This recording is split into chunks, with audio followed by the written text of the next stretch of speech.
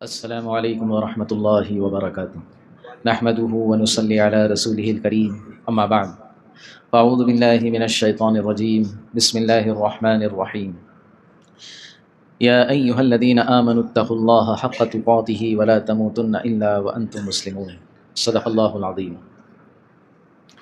محترم حاضرین جمعہ، بزرگ و دوستو اور میرے عزیز ساتھیوں، گزشتہ چند جمعہ سے ہم حرام کاموں سے متعلق گفتگو کر رہے ہیں، جیسے کہ ہم نے شرک، کفر، بدعات سے متعلق گفتگو کی کہ یہ کتنے خطرناک گناہ ہیں کہ بندہ جب تک ان گناہوں سے توبہ نہیں کرے گا تو اللہ رب العزت اس کو معاف بھی نہیں کریں گے اور آخرت میں اس کی مغفرت بھی نہیں فرمائیں گے۔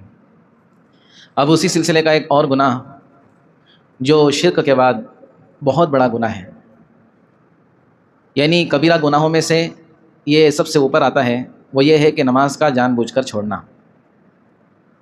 دوستو، آج ہم سب امت مسلمہ کے افراد ایک بہت بڑی غلط فہمی کا شکار بنے ہوئے ہیں۔ ہم یہ سمجھتے ہیں کہ نماز پڑھنا یہ صرف نیک لوگوں کا کام ہے، نماز پڑھنا نیک لوگوں کا کام ہے۔ ہم تو گنہگار ہیں، ہم جمعہ پڑھیں گے۔ ہم زیادہ گنہگار ہیں، ہم صرف عید میں آئیں گے۔ ہم اس سے بھی بڑے گنہگار ہیں، ہم نماز کو نہیں آئیں گے، بلکہ ہم جب مر جائیں گے تو ہم کو لوگ لائیں گے اور ہماری نماز پڑھیں گے۔ اس لیے وہ کہتے ہیں نا، 8 کی، کھاٹ کی اور 360 کی۔ 8 کی مطلب جمعہ، کھاٹ کی مطلب جنازے کی نماز، اور 360 کی عید والی نماز۔ یہ دوستوں امت مسلمہ کی بہت بڑی غلط فہمی ہے کہ نماز بعض لوگوں کے ساتھ خاص کر دی گئی ہے کہ یہ نیک لوگ پڑھیں گے صرف۔ حالانکہ دوستو، اللہ کے نبی صلی اللہ علیہ وسلم کے زمانے میں بھی آپ غور کریں، اور اس زمانے سے لے کر آج تک اللہ رب العزت نے مساجد کو جو نظام بنایا ہے کہ مسجدوں میں کیا ہونا چاہیے، مسجدیں کیسی ہونی چاہیے، نماز کیسی ہونی چاہیے، صفیں کیسی ہونی چاہیے، اللہ کے نبی صلی اللہ علیہ وسلم کے زمانے کے بعد بہت ساری چیزوں میں تبدیلی ہوئی، لیکن ایک چیز یہ ایسی ہے کہ اس میں تبدیلی نہیں ہوئی ہے۔ وہ کیا چیز ہے؟ اگر کوئی کروڑ پتی آدمی نماز کی صف میں کھڑا ہوا ہے یا بیٹھا ہوا ہے، اور اس کے بازو میں اللہ کے نبی صلی اللہ علیہ وسلم کے زمانے میں اگر کوئی غلام ہوتا جن کی کوئی حیثیت نہیں، وہ آ کر کے بیٹھ جائے، تو کسی کی یہ ہمت نہیں ہے کہ اس کو پیچھے کر دیں کہ تو یہاں پہ کیسے بیٹھ گیا، تو نچلی کاسٹ کا آدمی ہے۔ آج بھی آپ دیکھیں، کسی بھی مسجد میں چلے جائیں، میرے علم میں تو ایسی کوئی مسجد نہیں ہے جس میں غریب لوگوں کو پیچھے جگہ الگ سے بنائی گئی ہو کہ غریب لوگ پیچھے رہو۔ بھائی، ارے بھائی، ہے کہ آپ کے علم میں تو بتاؤ مجھے۔ کسی بھی مسجد میں چلے جاؤ، غریب ہو، امیر ہو، کالا ہو، گورا ہو، شہر کا ہو، دیہات کا رہنے والا ہو، اس بات کی آزادی ہے کہ کوئی بھی کہیں بھی کسی کے بازو میں بھی کھڑا ہو سکتا ہے۔ یہ ایسی چیز ہے اسلام کی کہ اس میں آج تک کوئی چینجز نہیں ہوئے، اور انشاءاللہ قیامت کی صبح تک نہیں ہوں گے۔ تو یہ ایسا کیوں ہے؟ اگر نماز صرف نیک لوگوں کے لیے رہتی تو یہ نظام نہیں ہوتا، بلکہ اس کو ڈیوائڈ کر دیا جاتا تھا کہ بھائی آپ لوگ جو ہے، جو یہ حیثیت کے لوگ ہیں وہ یہاں پر رہیں گے اور باقی سب پیچھے رہیں گے۔ ایسا نہیں ہے۔ اللہ کے نبی صلی اللہ علیہ وسلم کی متعدد احادیث ہیں، اس میں سے ایک مسلم شریف کی روایت آپ کو سناتا ہوں، جس میں اللہ کے نبی صلی اللہ علیہ وسلم نے ارشاد فرمایا کہ نماز اور بندے کے درمیان، کفر اور بندے کے درمیان صرف نماز چھوڑنے کا فاصلہ ہے۔ یعنی جو نماز پڑھتا ہے پابندی سے 5 وقت کی، وہ مسلمان ہے، ایمان والا ہے، اور جو نماز نہیں پڑھتا، یہ ظاہری الفاظ تو دوستو اس کی حدیث کی یہ بتاتے ہیں کہ وہ کافر ہیں۔ آج ہم سب سے بڑی غلط فہمی میں مبتلا ہے کہ ہم نے نماز کو صرف نیکی کا کام سمجھا ہے کہ پڑھیں گے تو ثواب ملے گا، اور نہیں پڑھیں گے تو یہ نہیں پڑھیں گے تو یہ ہم نے سوچا ہی نہیں ہے۔ آپ کو ایک مثال سے سمجھاؤ دوستو، نماز جو ہے یہ ذمہ داری ہماری، یہ کوئی نیکی کا کام نہیں ہے، صرف نیکی کے بہت سارے کام ہیں۔ یقیناً نماز پڑھنے پر نیکیاں ملتی ہیں، لیکن صرف نیکی کے لیے نماز نہیں پڑھی جاتی۔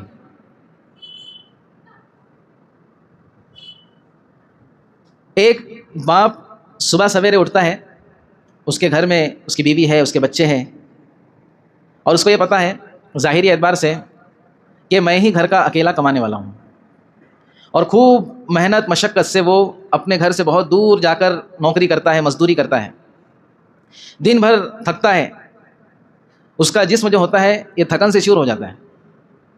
پھر وہ اتنا لمبا سفر کر کے گیا تھا، پھر لوٹتے وقت بھی اتنا ہی لمبا سفر کر کے اپنے گھر لوٹتا ہے۔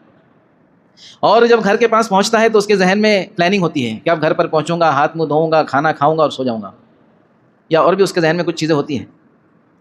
جیسے ہی گھر کا دروازہ کھٹکھٹاتا ہے تو اندر سے رونے کی آواز آتی ہے، بچے کے رونے کی آواز آتی ہے، گھبرا جاتا ہے، اندر جا کر دیکھتا ہے تو بچہ پلنگ پہ سے یہاں کہیں سے گر گیا جس کی وجہ سے اس کا سر پھٹ گیا۔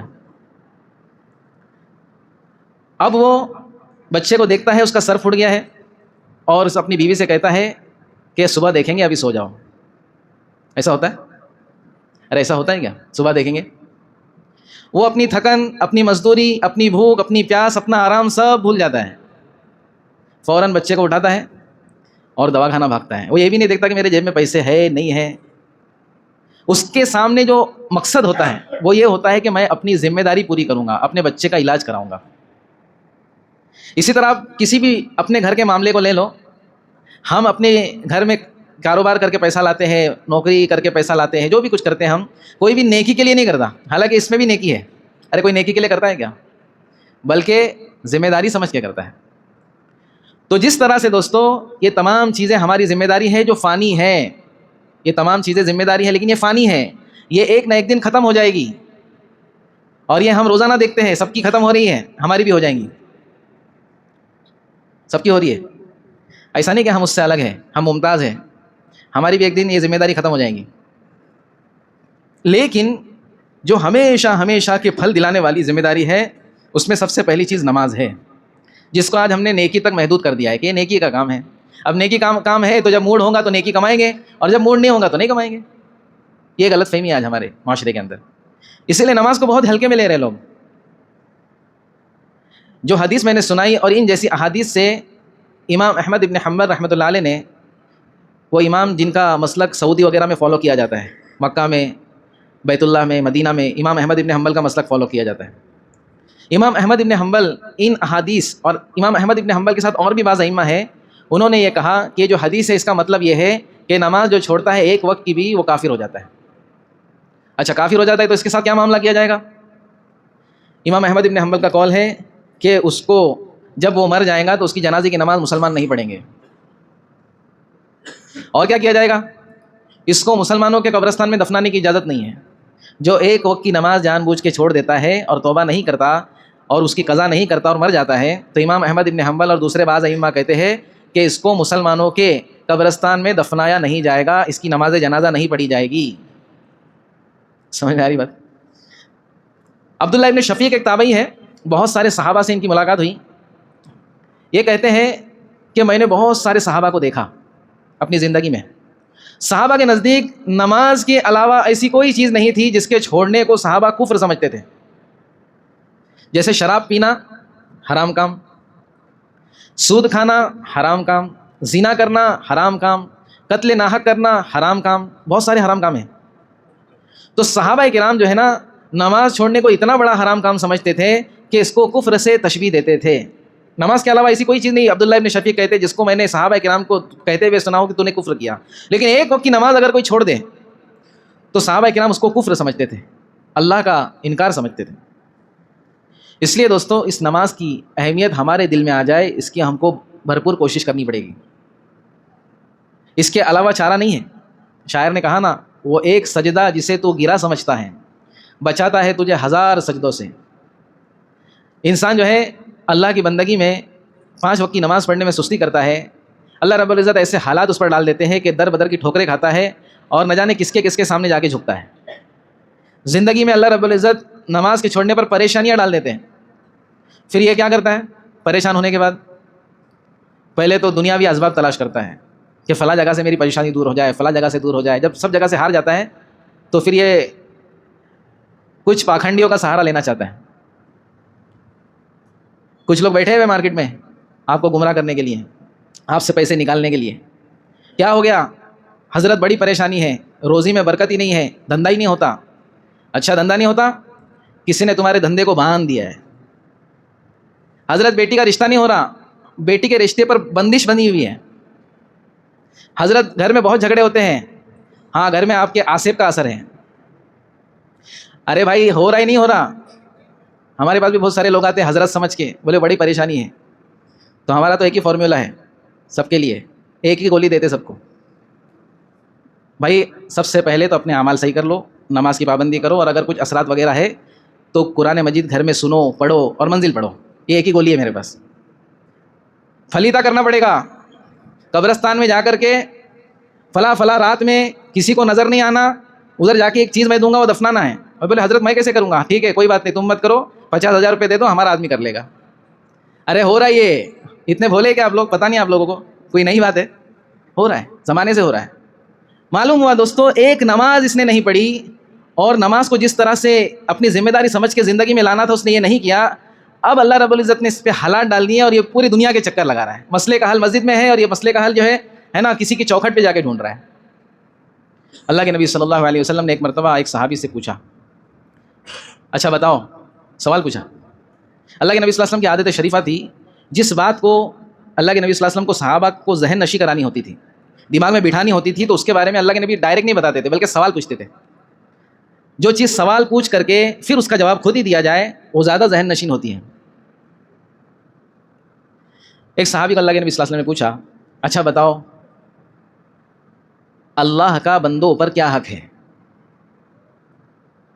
تو صحابی بھی صحابی تھے، انہوں نے جواب نہیں دیا بلکہ کہا، اے اللہ کے نبی صلی اللہ علیہ وسلم یہ بات تو اللہ اور اس کے رسول ہی بہتر جانتے ہیں. یعنی یہ جواب دیا کہ آپ ہی بتاؤ، آپ بتانے کے لیے آئے ہیں، ہم تو سننے کے لیے آئے ہیں.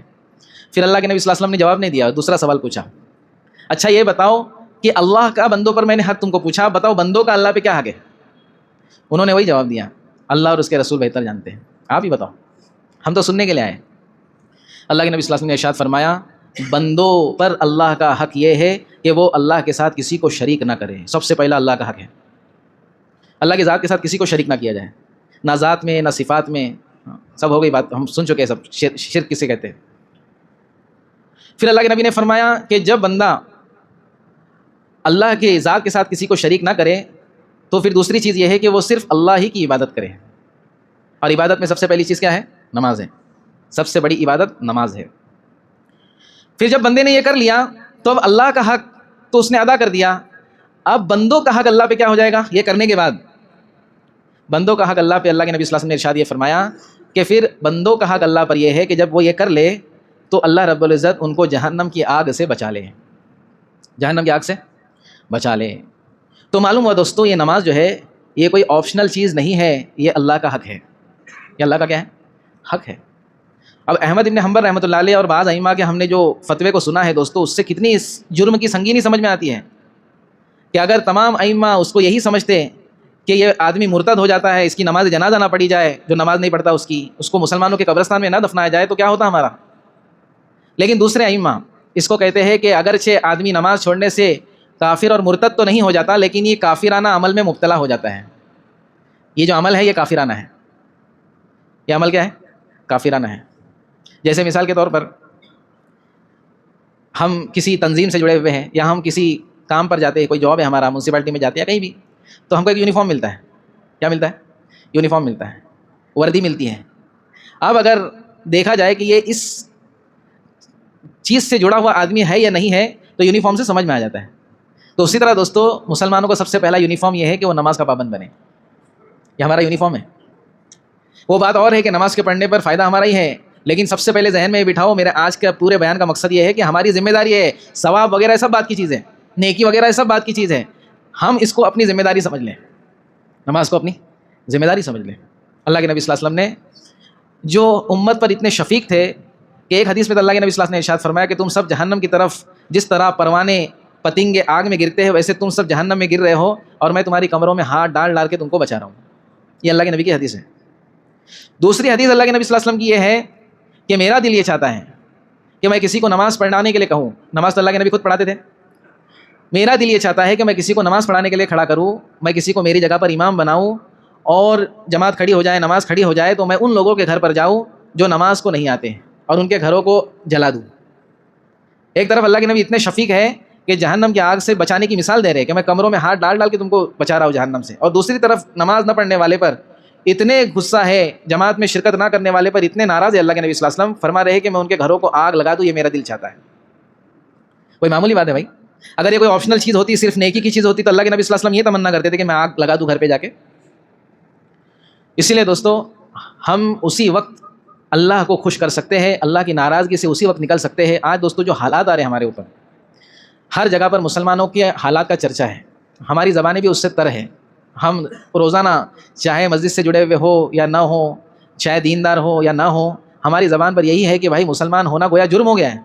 ہر جگہ پر مسلمانوں کو ٹارگٹ کیا جا رہا ہے، ہر جگہ پر مسلمانوں کو ستایا جا رہا ہے، اور ستانے کی بہت ساری شکلیں، گھر توڑا جا رہا ہے، کیا کیا ہو رہا ہے سب معلوم ہے ہم کو۔ وجہ کیا ہے؟ ہم وجہ تو دیکھ ہی نہیں رہے، ہم کو وجہ صرف اتنی سمجھ میں آ رہی ہے اوپر سے کہ مسلمان ہیں اس لیے ایسا ہو رہا ہے۔ اور دوستو اگر تھوڑا غور کریں گے تو وجہ یہ سمجھ میں آئے گی کہ یہ صرف مسلمان ہونے کی وجہ سے نہیں ہو رہا ہے، بلکہ ایسے مسلمان ہونے کی وجہ سے ہم پر ظلم و زیادتی ہو رہی ہے جو ہم مسلمان صرف نام کے بن چکے ہیں، کام کے مسلمان نہیں ہیں۔ دیکھو ہمارے اعمال، جو مسلمان بنتا ہے وہ اپنے کام سے بنتا ہے۔ کس سے بنتا ہے؟ کام سے بنتا ہے، کس نام سے نہیں بنتا۔ نام سے تو دوستو بہت اچھی ایک مثال دی کسی نے کہ ہم سمجھتے ہیں کہ ہم کلمہ پڑھنے کی وجہ سے مسلمان ہیں۔ کلمہ پڑھنے کا ایک سٹیپ ہے مسلمان بننے کے لیے، لیکن یہی اس پر آ کر گاڑی اٹک نہیں جاتی جدھر ہم نے اپنی گاڑی اٹکا دی ہے۔ وی ٹی اسٹیشن ہے نا، CST، وہاں پر ایک بہت بڑا بورڈ لگا دیا جائے، بہت سارے بورڈ لگتے ہیں وہاں پہ روزانہ ایڈورٹائز کے۔ اس بورڈ پر لکھ دیا جائے لا الہ الا اللہ محمد الرسول اللہ، اور ترجمہ بھی لکھ دیا جائے، صرف ہندی اور اردو میں نہیں، دنیا میں جتنی زبانیں ہیں سب میں اس کا ترجمہ لکھ دیا جائے۔ تو اس کو روزانہ آتے جاتے کتنے لوگ پڑھیں گے؟ ارے کتنے لوگ پڑھیں گے؟ 1 لاکھ 2 لاکھ 5 لاکھ، بہت سارے لوگ آتے جاتے روزانہ وہاں پہ۔ تو سب مسلمان ہو جائیں گے؟ ارے سب مسلمان ہو جائیں گے کیا؟ تو پھر مسلمان کون ہوگا؟ مسلمان وہ ہوگا جو کلمے کے تقاضے کو پورا کرے گا، جو اللہ رب العزت نے اس کلمے کے ساتھ اعمال جوڑے ہیں ان کو پورا کرے گا، جب جا کے مسلمان ہوگا۔ تو آج حالات مسلمان ہونے کی وجہ سے نہیں آ رہے ہیں، بلکہ مسلمان ہو کر کے اسلام کے تقاضوں کو نہ پورا کرنے کی وجہ سے ہی اللہ کی طرف سے ہارے۔ یہ سب قرآن مجید کے حکم کے مطابق مکڑی کے جالے ہیں، جن کے ذریعے سے آپ کو لگ رہا ہے کہ ہمارے اوپر حالات آئے ہیں۔ یہ کیا ہے؟ مکڑی کے جالے ہیں۔ اور مکڑی کے جالے کی حیثیت یہ ہوتی ہے کہ گھر مالک جو ہوتا ہے کچھ دنوں کے لیے باہر جاتا ہے اور مکڑی جال بن دیتی ہے اور سمجھتی ہے گھر میرا ہے، مالک آ کر صرف ایک جھاڑو گھماتا ہے اور وہ سب جالے ختم ہو جاتے ہیں۔ یہ جتنی بھی باطل طاقتیں ہیں یہ سب مکڑی کے جالے ہیں۔ لیکن دوستو ہمارے اعمال اتنے کمزور ہو گئے ہیں کہ ہمارے نزدیک مکڑی کے جالے بھی بہت خطرناک نظر آ رہے ہیں۔ آپ اللہ سے جڑ کر تو دیکھو، نمازوں کی پابندی تو کر کے دیکھو، اللہ کے یقین کو دل میں بٹھا کر کے تو دیکھو، قرآن کو اپنا رہبر بنا کر کے تو دیکھو، سنتوں پر عمل کر کے تو دیکھو، یہ مکڑی کے جالے خود بخود صاف ہو جائیں گے انشاءاللہ۔ تو کریں گے اس کی فکر انشاءاللہ۔ تو آج ہم نے سمجھا کہ نماز یہ کوئی آپشنل چیز نہیں ہے، صرف نیکی والا عمل نہیں ہے، یہ ہماری ذمہ داری ہے۔ اس لیے ہم کہیں بھی رہیں ہمارے اوپر نماز کا پڑھنا فرض ہے، ہم کسی بھی حالت میں رہیں۔ حدیث میں آتا ہے کہ اگر کوئی کھڑے ہو کر نہیں پڑھ سکتا تو بیٹھ کر پڑھے، بیٹھ کر نہیں پڑھ سکتا لیٹ کر پڑھے، لیٹ کر بھی نہیں پڑھ سکتا اشارے سے پڑھے، لیکن پڑھنا تو ہے۔ سمجھ میں آ رہی بات؟ اللہ رب العزت ہم سب کو عمل کی توفیق عطا فرمائے۔ مل کر کے بیٹھے، 2 اعلان تھے، ایک تو